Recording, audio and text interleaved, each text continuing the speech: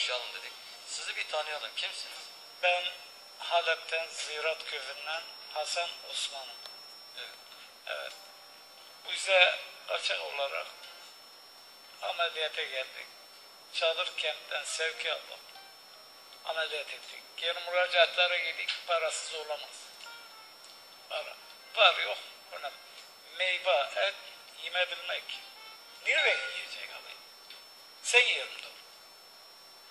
Nereden? Hastaneye dedik. Vallahi sevk getirir.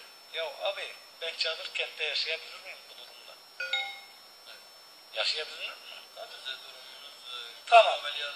Oyun ben şu eve 2 aylık 600 nefes darlayayım biti yardım. Nefes alalım. Şimdi bana konuşup müsaade değil. Evet doktorlarım hazır. Onda değil. Meyvam, etim bunu görmezsin. Hadi da buzdolabı. Bir tane konuş var bir yerde amanat aldık. Öyle kırmıklar getirik. Koyuk yine. Kediler gelip alıyor. Yani buzdolabı evinizde bir dolapta olmadığı için yemeklerinizi koyamadığınızdan Affeder. Yani bir şey de koyamayın. Kokuy. Et kısmını görmüyor. Hak yalan söylüyorum. Şimdi yarın ben 600 lira ev kirası vereceğim. 200 de suydan ceylan aldım. vallahi inşallah Rabbim yardımcınız olur. Şu anda da Biz ekran or çekeceksiniz çekme. Rica ederim. Hepsi hakikatini gördünüz.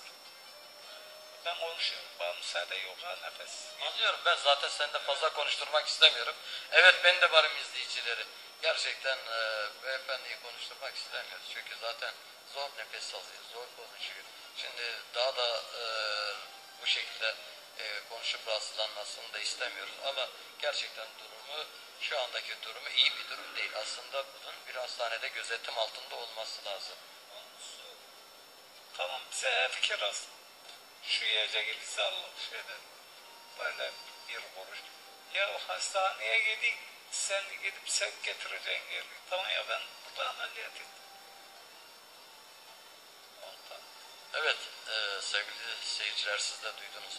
Yani tamam, Türkiye'deki vatandaşlara belki bürokratik engeller çıkıyorsunuz, bürokratik engeller gösteriyorsunuz ama ya Allah aşkına Suriyeli kardeşlerimize de bu şekildeki bir bürokratik engeller çıkarmayın, onlara yardımcı olun. Yani hani diyor ya bizim dinimiz, zorlaştırmayın, kolaylaştırın. Evet, sizlerin de bu konuda bu insanlara yardımcı olmanız. Zaten bir sıkıntıları var, bir ızdırapları var. Bu ızdırapların üzerine de bu şekilde bir sıkıntı yaşatmayın. Ve artı arkadaşımızın dediğini duydunuz. Dedi ki bizim ev kiramız var, efendime söyleyeyim çocuklarımızın yiyeceği var. Yani şimdi bu şekilde bir ortamda da yani bize en azından şey etsinler diyorlar. Yani devletin de sahiplensin, devlet bize bu konuda yardım etsin diyorlar. İnşallah da olur diyorum ve programımızı burada sonlandırıyorum inşallah.